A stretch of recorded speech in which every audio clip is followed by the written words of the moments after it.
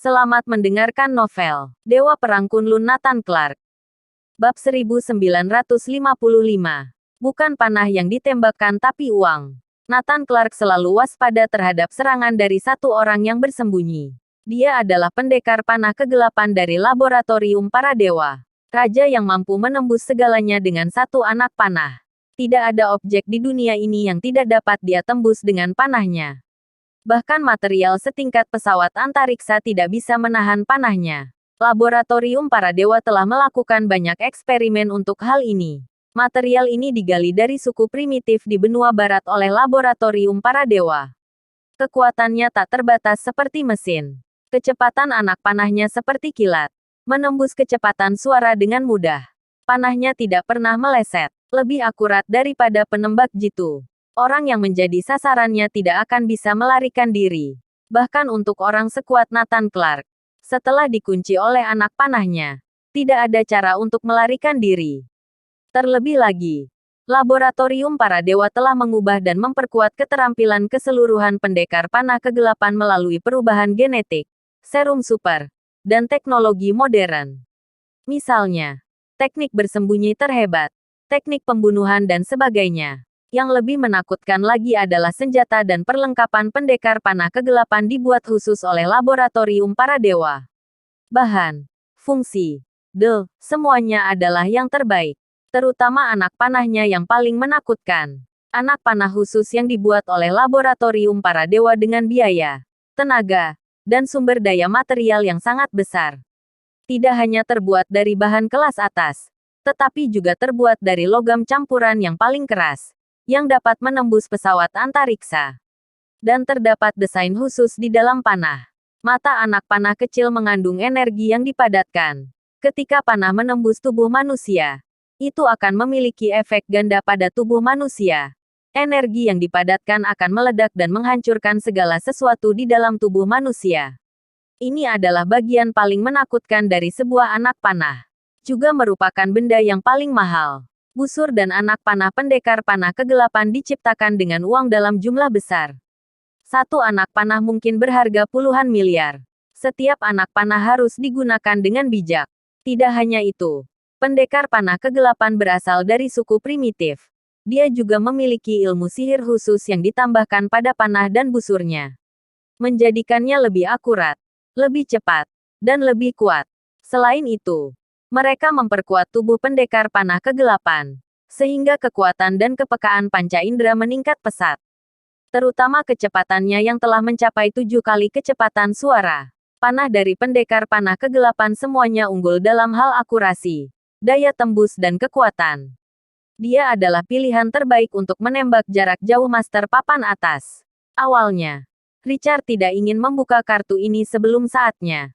Dia ingin menggunakannya di lain waktu. Tapi untuk membunuh Nathan Clark, dia mau tidak mau harus menggunakannya. Pendekar panah kegelapan telah bersembunyi dan belum bergerak. Dia sedang menunggu peluang terbaik untuk menembak.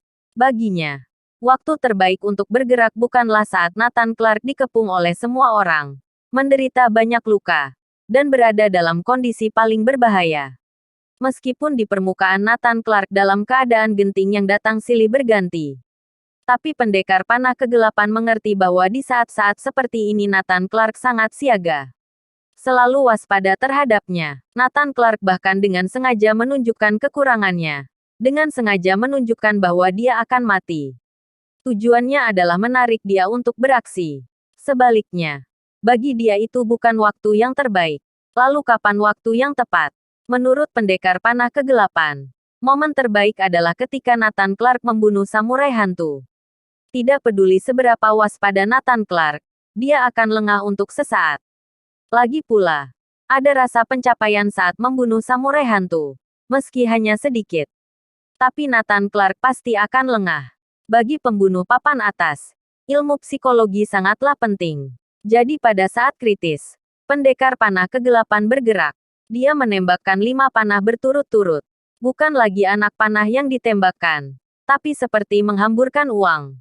Namun orang yang dia serang bukanlah Nathan Clark, tapi Jenny Storm. Langkah ini membuat Nathan Clark semakin pasif. Pada saat kritis, Nathan Clark langsung bergerak menyelamatkan Jenny Storm. Walaupun 5 anak panah berkecepatan 7 kali kecepatan suara, pendekar panah kegelapan masih khawatir. Dia menembakkan 1 panah tambahan. 5 panah pertama hanyalah pengalihan. Panah ini akan langsung menembus tubuh Nathan Clark. Darah bercipratan. Bab 1956. Dia masih bisa bertarung. 5 anak panah dengan kecepatan 7 kali kecepatan suara ditembakkan ke arah Jenny Storm. Dan Nathan Clark bergegas menyelamatkannya. Pada saat ini, Nathan Clark mengerahkan semua tenaga untuk mendorong Jenny Storm ke samping. Dengan susah payah menghindari 5 anak panah. Kelima anak panah ini tidak ditembakkan pada saat yang bersamaan. Ada sedikit perbedaan waktu antara satu sama lain. Ini mempersulit Nathan Clark untuk menyelamatkannya. Dia harus lebih berkonsentrasi. Tepat ketika Nathan Clark dalam kesulitan, panah lain dari pendekar panah kegelapan ditembakkan. Nathan Clark telah memperhatikan panah ini sejak awal. Tetapi 5 panah pertama mengunci gerakan dan kecepatannya. Tidak ada kesempatan untuk mengelak. Entah Jenny Storm tertusuk mati di tempat, atau Nathan Clark yang menghadang anak panahnya. Nathan Clark secara alami memilih dirinya untuk menanggung tembakan panah. VTTT. Panah ini dengan kuat menembus bahu kiri Nathan Clark. Saat ujung panah terkena benturan, anak panah meledak dalam tubuh. Bahu kiri Nathan Clark meledak dengan lubang besar. Dia terluka parah. Jika terkena organ vital, takutnya Nathan Clark sudah kehilangan nyawanya. Bruk. Melihat Nathan Clark jatuh, semua orang bersorak. Tapi pendekar panah kegelapan dalam persembunyian tidak senang. Dia dengan jelas menembak jantung Nathan Clark. Tapi akhirnya yang tertusuk adalah bahu kiri Nathan Clark. Sedikit melenceng, meleset. Pendekar panah kegelapan sangat kesal. Semestinya mati dalam satu tembakan. Setelah melihat samurai hantu terbunuh, pasukan Pulau Leste terdiam. Tapi melihat Nathan Clark tertembak, mereka mendapatkan kembali semangat mereka. Kami harus mengandalkan kalian. Harus kuakui. Nathan Clark terlalu kuat. Dengan kerugian begitu besar baru berhasil membuatnya terluka. Sementara semua orang kagum. Pendekar pedang kematian dan yang lain semua mengincar Nathan. Mereka tidak memberi Nathan Clark kesempatan untuk bernafas. Ini, ketika Jenny Storm melihat Nathan Clark terluka parah, dia hampir menangis. Jika bukan karena dia, Nathan Clark tidak akan pernah seperti ini. Dia menyalahkan dirinya sendiri. Mengapa harus datang mencarinya? Jenny Storm sangat menyesalinya. Hehe, prajurit kurcaci tertawa aneh. Tiba-tiba berubah menjadi kepulan asap hijau dan muncul di belakang Nathan Clark. Ninjutsu Pulau Leste. Sret-sret. Dia tiba-tiba mengeluarkan 2 belati. Menusuk leher Nathan Clark dengan kejam. Dia yakin persilangan kedua belati ini bisa memotong kepala Nathan Clark. Krak, krak, . Tapi di saat kritis, Nathan Clark tiba-tiba berbalik, mengunci kedua pergelangan tangannya dan langsung mematahkannya. Pada saat yang sama, dia memegang kedua belatinya dan menancapkan langsung ke tenggorokannya. Mata prajurit kurcaci itu menunjukkan pandangan tidak percaya. Dia jatuh ke tanah dengan suara kencang. Bruk. Nathan Clark melempar tubuh prajurit kurcaci itu, menjadikannya peluru meriam dan meledakkan pendekar pedang kematian dan lainnya yang menyerang ke arahnya. Sret. Pendekar pedang kematian melihat mayat yang datang. Kedua pedang laser itu mengoyak mayat itu menjadi 2. Duar. Tiba-tiba Nathan Clark sudah muncul di hadapannya. Sebuah pukulan menghantamnya dengan keras. VTTT. Pendekar pedang kematian langsung terlempar. Dia masih bisa bertarung.